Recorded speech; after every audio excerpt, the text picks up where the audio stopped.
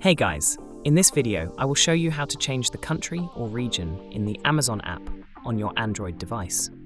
Alright, so let's begin with the video. First, open the Amazon app on your Android and make sure you're signed in to your account. By opening the Amazon application on the homepage at the bottom of the screen, you can see your profile in the form of a little man. Click on it. Then, on the next page, in the upper right corner, look for the flag and the abbreviation for the language, and then click on it.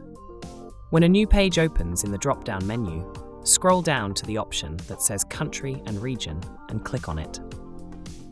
The application will offer you a drop-down menu with the offered countries. All you have to do is choose the one you want and click on it. By selecting the desired country or region, the app will update to show the content and products available in the new region. And that is that. By following these simple steps, you can change the country or region in the Amazon app on your Android device. So that's basically how you can change the country or region in the Amazon app on your Android device. So that's all for this video. Consider subscribing if you find it helpful, and I'll catch you in the next one. Thanks.